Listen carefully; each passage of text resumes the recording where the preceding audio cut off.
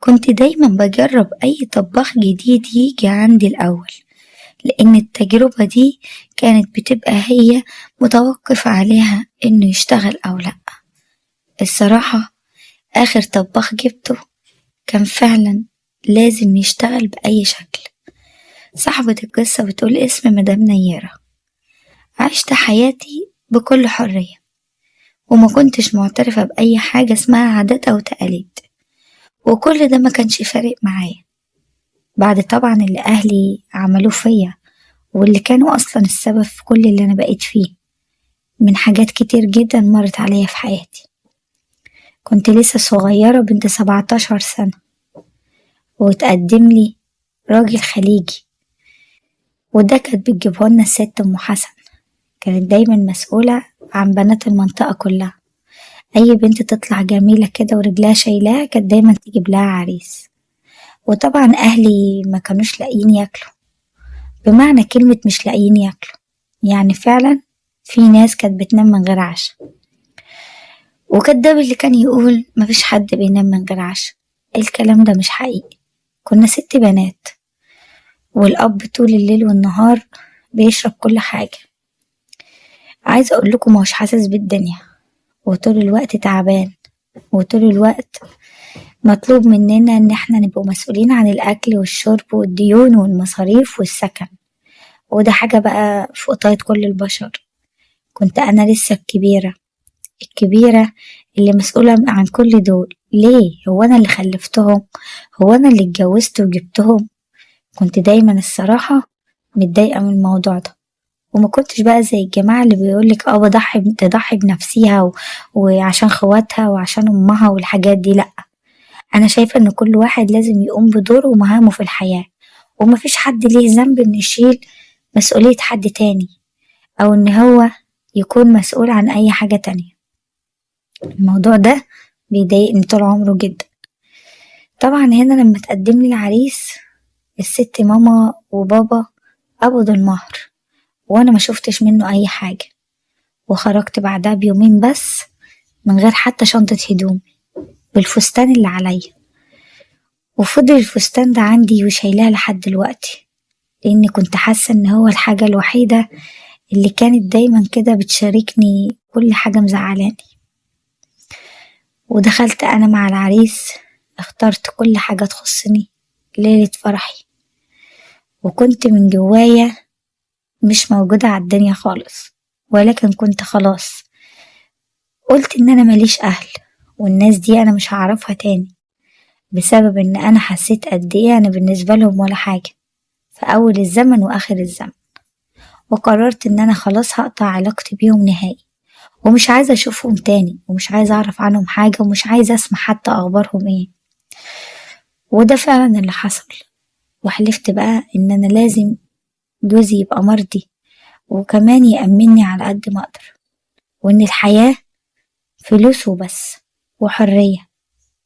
ومن الآخر كده يعني عايزة أعيش حياتي بالطول وبالعرض، ومبقاش فارق معايا حاجة.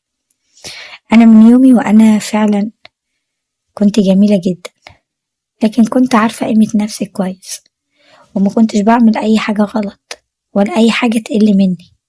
كنت دايما كده حاسة إن أنا نفسيتي كده مرتاحة طول ما أنا محافظة على نفسي. ياما حاولت إن أنا أشتغل، وكل شغلانة كنت أسيبها بسبب الموضوع ده. دايما صاحب المحل كان عايزني اروح اوضب الحاجة في المخزن كل يوم بالطريقة اللي هو عايزها، يا اما اي مكان اروح اشتغل فيه اترفد من تاني يوم على طول، عشان في بعض الحاجات ما كنتش بقبلها.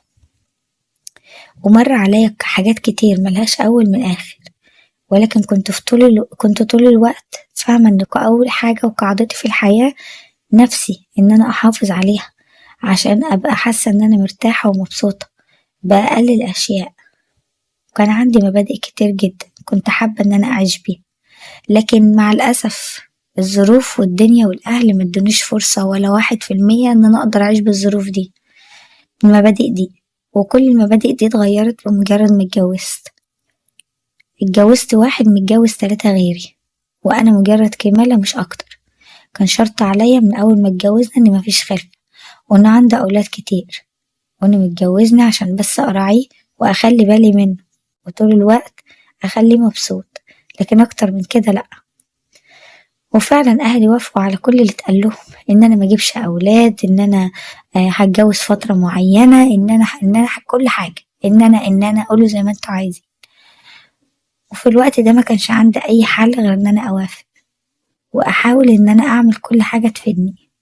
بس خلاص، بمجرد ما طلعت من البيت من عندهم بقيت إنسانة تانية، تحولت زي ما بيقولوا. ومن بعدها ركزت في حياتي وركزت معاه. كان كل فين وفين يجي يسأل فيا، مرة كل 6 شهور يجي يقعد معايا شهر. يعني مثلا ال6 شهور دول بعدهم بيجي عندي زي 30 يوم، يقعد معايا ال30 يوم على أساس إن هو مسافر عشان شغل. هو كان بيقول لهم كده هناك. وخلال بقى ال5 شهور ولا ال6 شهور التانيين بقى، لا مكالمة تليفون ولا أشوفه ولا يشوفني ولا أي حاجة خالص. يعني بمعنى أصح كده، أبقى كأني مش موجودة أساسا يعرفني. ولو احتجت حاجة ولا حصل أي حاجة عشان أكلمه، معرفش أوصله لأن معيش لي أي رقم تليفوني يوصلني ليه. يعني من الآخر كده حياة بلا حياة.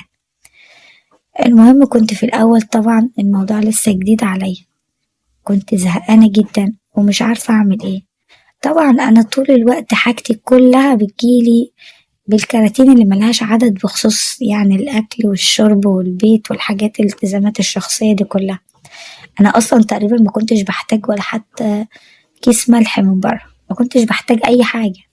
وكل حاجة عندي مهما تتخيلوها هتلاقوها موجودة. وكمان في نفس الوقت شقتي برضو، لأن أنا بعد أول كام شهر جواز عملت كل المجهود اللي قدرت عليه عشان الشقة تتحول من إيجار، المسكن إيجار، لأن هي تبقى ملك. وبعدها مجهود أكبر عشان تتحول من ملك هو اللي تبقى ليا أنا باسمي أنا. ودي كانت أول خطوة، وكانت هي هدفي الوحيد اللي كنت على طول مركزة عليه. بعد ما وصلت وأمنت نفسي وسجلت فعلا العقد وبقيت كله تمام، طبعا كنا عدينا هنا حوالي سنة وأكتر. أقعد ال5 6 شهور لوحدي، وهو يجي فترة معينة صغيرة أسبوعين 3، وبعد كده يسافر تاني لمراتاته وأولاده وعمله وشغله. فكنت بقى هنا إيه بيحصل لي الأول ملل، وبدأت أزهق، وبدأت أكلم نفسي كتير، مش قادرة أعمل الحاجة اللي هي الغلط اللي تضايقني. وفي نفس الوقت محتاجة حاجات اللي هي الطبيعية اللي عند أي ست، مش لاقية منها حاجة. طبعا في الوقت ده ما كانش ليا لا أصدقاء بقى ولا أهل اللي أعرف عنهم حاجة ولا يعرفوا عني حاجة ولا أي حاجة من الكلام ده كله. فكنت حاسة بملل كبير جدا. ففضلت طبعا في الوقت ده إن أنا أحاول إن أنا أغير من المود الحياة اللي أنا عايشاه، وأبدأ إن أنا أعمل حياة تانية جديدة يعني كده. فعلا هو ده اللي حصل.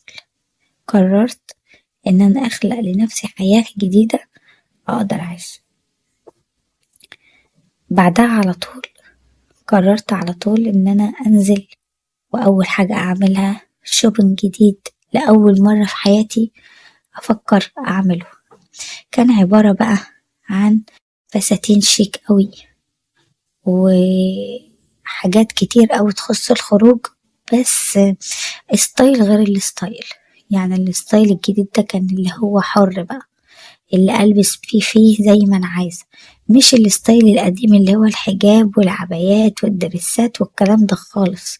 حطيته في الدولاب في الجنب التاني وقفلت عليه. ومن النهاردة فيه ستايل جديد، خلقت لنفسي عالم أقدر أعيش فيه غير العالم اللي وصلني للحالة النفسية. أنا فعلا بقيت أتعالج نفسي، وقعدت فترة طويلة، فأكيد يعني مش هوصل في الآخر للجنون. وبدأت حياتي كلها تتغير وأسلوبها يتغير. أما جالي المرة اللي بعدها كنت خرجت كذا مرة، بس كنت حاسة إن الخروج من غير عربية صعب جدا ومش باخد راحتي أوي. قعدت بقى عملت كل المجهود اللي قدرت عليه، وقررت يعني أقنعه إن هو يجيب لي عربية قعدت طبعا رتبت شوية حاجات كده واتكلمت فيهم وبذلت مجهود طبعا قوي جدا جدا. كنت بتمرن عليه طول ما هو كان غايب، والموضوع فعلا عجبه وكان مبسوط بيه جدا، ووافق انه يجيب لي عربية. نزلت انا وهو اخترنا العربية المناسبة اللي سعرها مناسب وشكلها مناسب، وخلصت كل الإجراءات بتاعتها باسمي، وكمان عملت الترخيص وتعلمت السواقة. ودي بقى كانت البداية، العربية وموضوعها كان بداية حياة تانية ليا. يعني العربية دي كانت السبب في إن هي جرأتني على كل حاجة بعد كده. ومن هنا بقى هو بدأ يسافر. في الوقت ده كان المدرس يعني اللي بيعلمني درس السواقة كان شاب لسه متخرجش أصلا من الكلية. بس هو بيدي يعني دروس للي عايزين يتعلموا السواقة كويس جدا. كنت متفقة معاه، كان بيجيلي يومين بس في الأسبوع. بس طبعا كنت مستعجلة جدا، عايزة أتعلم يعني وأبدأ بقى إن أنا أعيش حياتي وكده. فكلمته بعد جوزي مسافر، ما كانش ورايا أي حاجة، وطلبت منه إنه يجيلي كل يوم 5 ساعات كده ولا حاجة، عشان يعني نضغط الموضوع شوية، عشان أنا حابة إن أنا يعني أعتمد على نفسي في أقرب فرصة. اترجيته طبعا، هو كان في ناس تانية مرتبط معاها بمواعيد وكده، وقدرت إن أنا أظبط معاه الدنيا وأقنعه. بعد كده بدأ يجيلي فعلا كل يوم. فكان دي البداية بقى، كنا بنخرج كتير وبنقعد ناكل في بعض الأماكن، نشرب حاجة، نتكلم. بدأت إن أنا ألبس براحتي الحاجات اللي يعني ما كانش ينفع وهو جوزي هنا إن أنا أستخدمها قدامه. الحاجات دي بقى كانت يعني بتبرز جمالي شوية، أو خالص بمعنى أصح. كنت بحس إن أنا في قمة السعادة الصراحة وأنا بعمل اللي أنا عايزاه. التغيير كان جاي على نفسيتي جدا وكنت مقتنعة بيه. وكانت بداية المعرفة بالسواق. السواق يعني المدرس السواقة ده، عايزة أقول لكم شاب وسيم رياضي، سنه مناسب، قوي جدا. الصراحة أي واحدة في الدنيا تتمناه. حد كده جميل فعلا، متعلم مثقف بيفهم رقيق قد ايه. كلامه حلو. كانت دي البداية بقى، يعني بدأ ان هو كان طلع لي في مرة كنت متأخرة شوية، فطلع استناني في الشقة. اما دخلت اخدت شاور وطلعت عشان يعني أبدأ في تجهيز نفسي عشان ننزل. في اللحظة دي كانت لحظة مميزة شوية. سمعت صوت حاجة قوية بتتكسر برا، فاتخضيت جدا. صوت هبدة حاجة قوية، فافتكرت ان في حاجة. وفي الوقت ده كنت لسه خارجة من الشاور يعني، والأمور واخدة راحتها خالص خالص، لسه ما عملتش حاجة. فلما خرجت بسرعة وكنت مخضوضة طبعا ومعرفش ايه اللي حصل، فكان باين عليا الرهبة والارتباك ومش مظبطة أي حاجة. ففي اللحظة ديت شفت في عينه نظرة جريئة جدا جدا. لقيت نفسي كده مش عارفة أظبط حاجة، فأخدت بعض ومشيت. وفي لحظة واحدة ببص ورايا لقيته. والبداية بقى كانت من هنا. الصراحة كنت يعني خلاص، أنا كنت زي حد كده تقولوا عليه جاهز، مستني كلمة، مستني حركة، مستني أي حاجة. ومن هنا بقى كل المسافات اتشالت، وبدأنا إن احنا ناخد وندي كده مع بعض على طول. والموضوع ده كان هو البداية اللي بعد كده بقى فتح لي كل السكك وكل الأبواب. بدأت دي بقى تبقى حياتي لما جوزي بيمشي، لدرجة إن أنا كنت ببقى بعد ما كنت بستنى اليوم اللي بيجي فيه وبعد الأيام، بقيت بعد كده بستنى إمتى يمشي ومش عايزاه يجي أصلا يعني، لأنه بيبقى ماسك عليا الأمور جامد. ومن هنا طبعا بدأت الأمور معايا تاخد شكل تاني خالص. يعني أنا مثلا هنا حبيت قد إيه الحياة والخروج والفسح. الموضوع كان حلو جدا الصراحة. بدأت كمان إن أنا أصاحب يعني ناس كتير جدا. كنت كل يوم بقى في سهرة شكل، في عيد ميلاد شكل، في فسحة شكل، مع ناس مختلفة. بغير زي ما أنا عايزة، مش بخلي نفسي في احتياج أي حاجة. هو موجود مش موجود، بس كان كل تركيزي معاه إن إزاي أقدر أأمن نفسي كويس جدا منه، وبعد كده يكون ليه حياتي في الوقت المناسب يعني، أو إن هو أصلا يعني التاني كده يفضل كده زي ما هو عادي. المهم فعلا كنت عايشة حياتي بالطول وبالعرض، ولما كان بيجي كنت بحاول أظبط الدنيا معاه، وبعد كده طبعا قدرت إن أنا أتحصن يعني إن يكون شريك معايا في مشروع كبير كان بفلوس كتير جدا، وواحدة واحدة برضه قدرت إن أنا أشيله من الشراكة خالص وأظبط الدنيا. بدأت الفلوس تكسب فلوس كتير، لأن هو الصراحة في التجارة شاطر جدا ودماغه حلو، وبدأت أموري يعني تتظبط، كله يبقى تمام.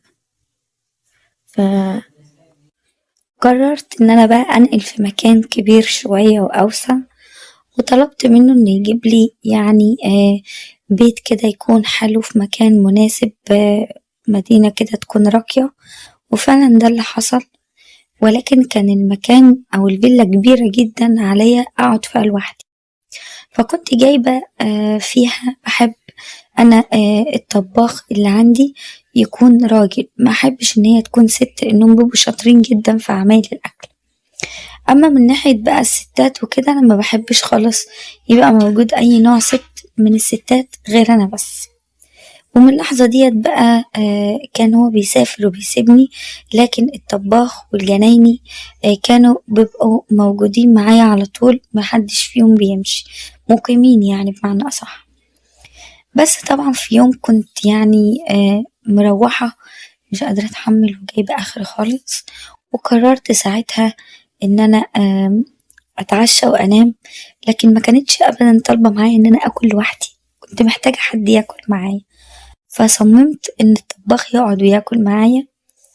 وفي الوقت ده كان بقاله يوم واحد بس شغال عندي، لأن التاني مشي، لأن أنا الصراحة حسيت كده إن هو يعني ما بقاش زي الأول، خلاص ما بقاش ينفع.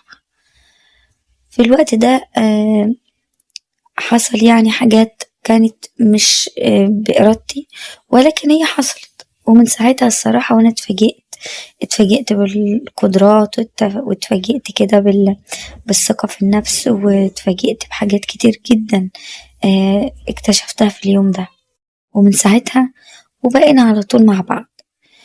هنا بقى أنا قررت خلاص إن أنا أتخلص من كل حاجة كانت مضايقاني.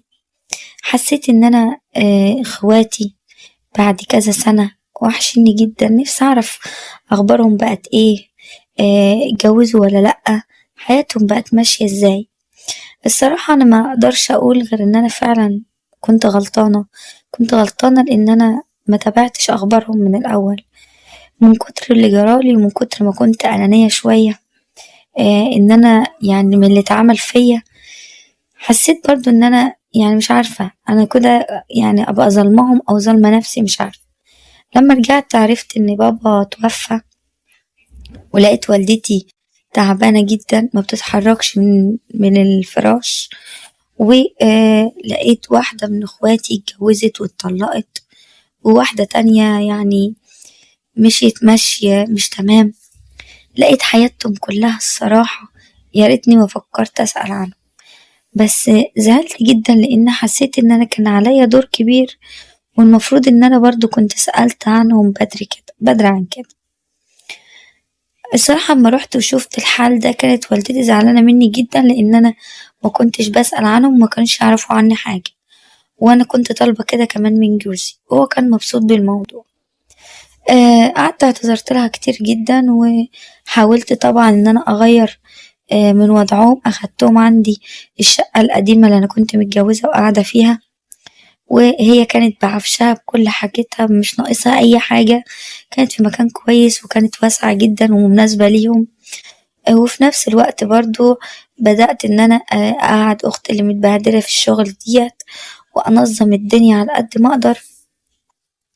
وكمان بقى ليهم نظام راتب شهري كل شهر بوصله لهم عشان يقدروا إن هم يعيشوا. وركزت مع والدتي وبقيت متابعة العلاج بتاعها مع كذا دكتور يعني عشان تقدر تقف على رجليها وتمشي تاني. في الوقت ده أنا كنت فاتحة مشروع جديد، وكان فيه طبعا بنات كتير وشباب كتير.